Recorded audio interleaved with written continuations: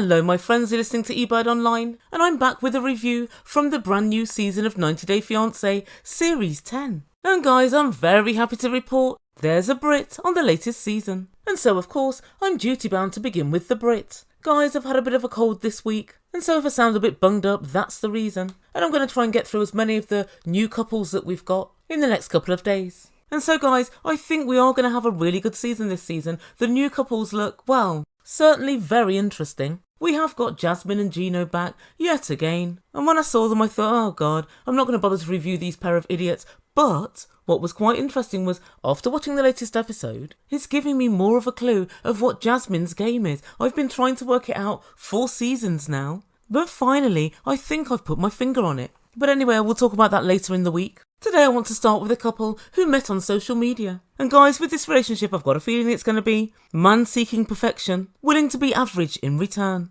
But before we get into everything, please don't forget to subscribe to my channel. Guys, I'm getting very close to 50,000. And I want to give a massive thank you to everyone who's subscribed so far. I really do appreciate it. But if you've yet to do so, smash that big red button. And also don't forget to hit the like button if you enjoy the video. Thanks guys. Right, so without further ado, I give you Rob and Sophie. And just from the little bit I've seen this week, I'm fairly certain this relationship's set to have some, how can we say, relationship ending properties. But we'll see, maybe I'll be wrong.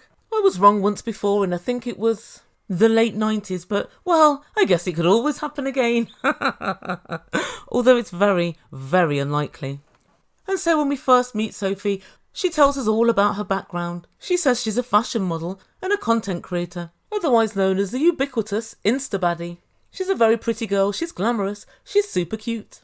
And she's got that typical Insta slim thick body. So I'm imagining she does okay with the boys. And when we first see her, she's busy doing what else? She's shopping.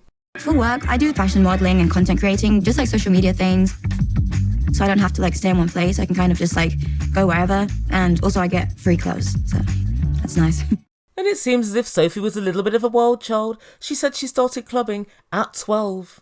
And she also said in Europe, nobody cares about your age as long as you look old enough. Now, that's not quite true. I'd say you need to be at least usually about 14, 15. I think it was about 14 when I started clubbing.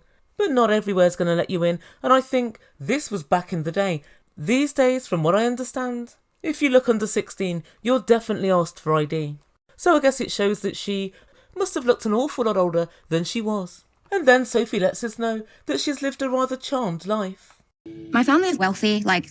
Basically my granddad's a really hardworking man. I don't really ask about what he does. I just know he made a lot of money. So that's why we always just lived, in nice houses. I went to private school. Oh really? This to me, guys, is very interesting. And my interest was first piqued when she said, I went to private school. She doesn't really sound as if she did. And I thought, And she tells us she was raised in Spain and that her granddad was very wealthy and a very hard worker. But then she said she has no idea what it was that he did. What, so all of this money that you're spending and that 3 generations of your family have had, you don't know how you came by it. You don't even know what his line of business was. Really, Sophie? Well, I'll tell you. Well, I would tell you, but I'm low-key scared of him. Lots of people who, how can I say, are on the wrong side of the law, flee London and set up shop in Spain. I'm not saying it's definitely the case, but I'd be very interested to find out more. Over to you, Reddit detectives. Guys, they rarely fail me. But I've got to say I find it extremely suspicious that you don't know his line of business. Guys, think for a moment about your own granddad. What did he do, or what does he do? That's right, you know, don't you? You kind of know. Guys, I'm not buying it. And so anyway then, Sophie tells us that it hasn't always been easy. She had a really hard time of it when she was growing up. It turns out that Sophie's actually mixed race, which somewhat surprised me because you can barely tell. And she said her dad's black and her mum's white, and she showed us some photos of when she was growing up, and it is more apparent. But she was brought up and went to school in Spain, and apparently there were no other black people around.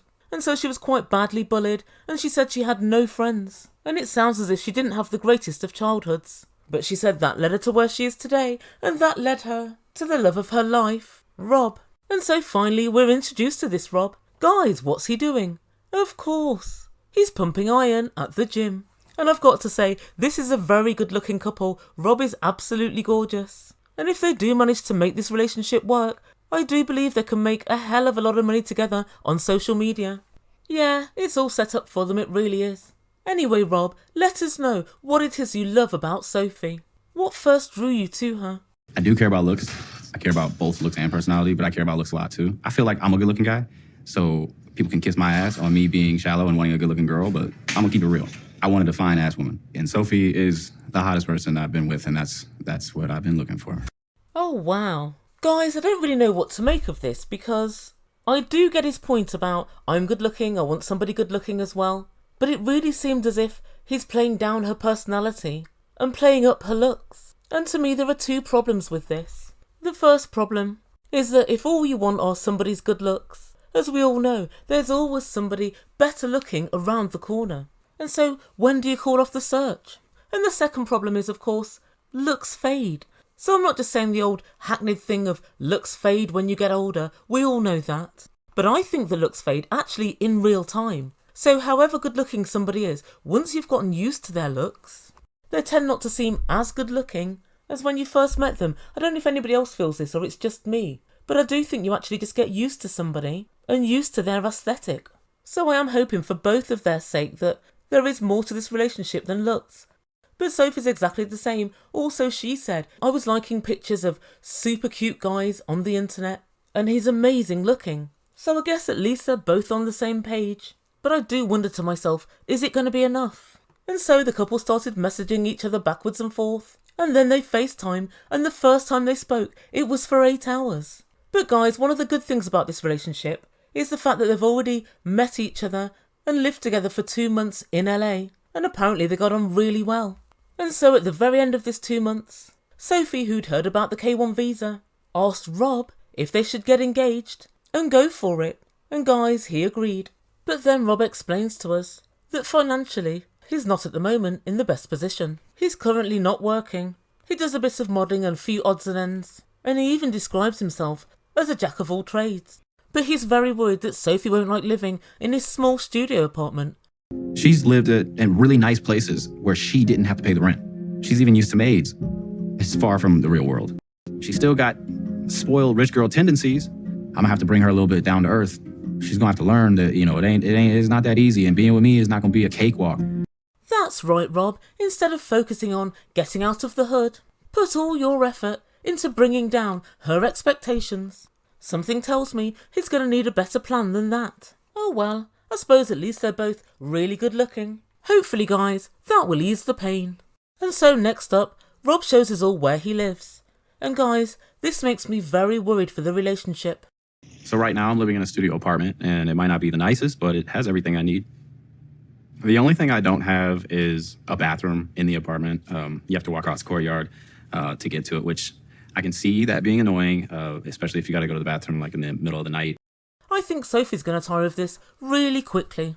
I mean, at least she's seen the apartment, but it seems as if Rob did say to her that he was going to have moved the next time she comes over, but he hasn't managed to get it together. To be honest, I think it's time to ask Grandad for a loan.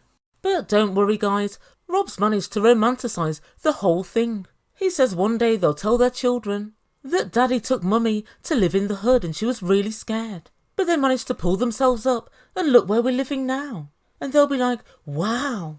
Really, Rob? Let's hope that Sophie makes it through in the hood in the intervening years. Something tells me she won't. And so the next time we see Sophie, she's packing to move to LA. But then she decides to give her mum a call. And guys, it would seem like it's more bad news. How's Rob the knob? Okay, rude. I'm marrying him, so... Rude but true. He's stupid, he's grumpy, he's the epitome of a knob. Yes, you heard that right. Sophie's mum absolutely hates Rob, and Sophie says she's got no siblings and that she and her mum are very close. When at 16 she moved to London, her mum came and lived with her, and then she moved to Mexico. Her mum also up sticks and moved to Mexico, and she said more than likely her mum's going to be moving down the road in LA when she moves there. And at this point, I'd call that a win. At least Sophie will have somewhere decent to stay. But her mum doesn't stop there. She says, I want to call Rob and tell him to get himself together, get a job and get somewhere decent to live. Talk is cheap, money buys houses. And Sophie said to her mum, well, don't say anything until we're married. I don't want anything to ruin this wedding. But then Sophie did say to production afterwards that she's been waiting for Rob to get a job, and also that he promised that he'd move out of the apartment, but he still hasn't got anything together. She said, I think he's a real man, but he just doesn't do the things that a real man should do. Like I say, guys, it's going to be an uphill struggle for this couple. So anyway, somewhere in a galaxy far, far away, we see Sophie for the final time this week, and she goes out for a drink with her best friend.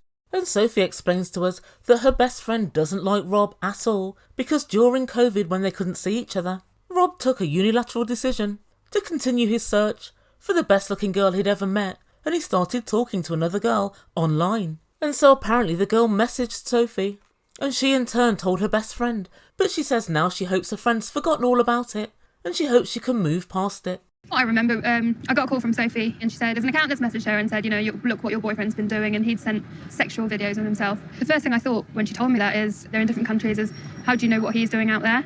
Oh dear, she's neither forgotten nor forgiven. Her friend finishes off by saying she finds it very hard to believe that it's the only time that Rob's done something like this. And I've got to say, so do I. I just think it's the only time that he's been caught. And as the two girls chat away, Sophie says she now trusts Rob, and she says they know everything about each other, except for just one little thing. And that's the fact that she's bisexual.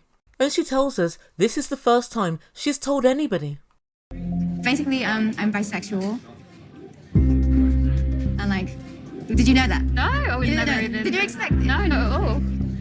And guys, I've got to say, this really did make me laugh. Sophie, do you not realise that your Gen Z is virtually part of your DNA? And did anybody notice the look on her friend's face when she told her? She virtually had to pretend to be surprised. I distinctly saw her stifle a yawn. I can't see why this would be an issue for Rob. And Sophie tells production she's always known she was bisexual, but because of how society is, she's kind of pushed it to the back, and she's only ever dated guys. But then she goes on to say she feels a little bit worried that if she never explores it before she gets married, there'll be an awful lot of what-ifs hanging around. Wait, what? Oh guys, this puts a whole new complexion on things. And Sophie tells her friend that she's hoping he'll let her explore it before they get married. I don't know about that. I mean, maybe he will, but I do find it quite unlikely. But I suppose she could always argue, well, you've explored other girls, now what about me? So Sophie finishes the segment by saying, appearance-wise, I love everything about Rob, I just hope we can sort everything else out. And that's where we end things for this week. So guys, what does Ebird make to all of this? Well, like I said at the start of the video, I just don't see it for this couple. She's used to the finer things in life, and he basically lives in Inglewood, which is quite a bad area in LA. They're going to be living in one room, and the pressure that living in confined spaces puts on a relationship, I think, is immense. And also she's used to buying lots of clothes and going to expensive restaurants and nightclubs and travelling around the world. And I'm guessing that Rob's going to be able to do none of this with Sophie unless she pays. And then we get to the mum. She's obviously no fan of Rob whatsoever. And so I think as soon as they argue, she's going to be poking a rather nosy nose into the relationship. And we also saw a small excerpt from one of Rob's friends. And he told us that when Sophie was over in America last time, he found her on a dating app. And Sophie excused this by saying she was looking for friends in the area and not looking for men. But this is quite interesting to me, for two reasons. One, if she was only looking for girls, how did her details show up on this guy's profile? But also, if she was just looking for girls, we now find out she's bisexual, so that presents a whole new set of problems. And then we have the question of Rob and Rob's work. He says he does a bit of modelling and a bit of this and a bit of that, but that is not going to be enough to pay for a wedding and to pay for a new life with Sophie. So unless he's okay with her funding everything, guys, I just don't know how it's going to work. But I'd love to know what you think. Please put your comments down below. Do you think this can work, or do you think this whole relationship's just built on physical attraction and sexual chemistry, and that there's nothing really behind this relationship? That's the impression that I get. But let me know what you think. Right, I'm going to get on with my next video. Guys, thank you so much for listening, and if you've yet to do so, please consider subscribing to my channel and smash that like button if you've enjoyed the video. Thanks guys, you've been listening to Ebird Online, and I bid you good day. But I don't wanna jinx it, baby. Let's not get ahead of my time. Oh, but I don't you, baby.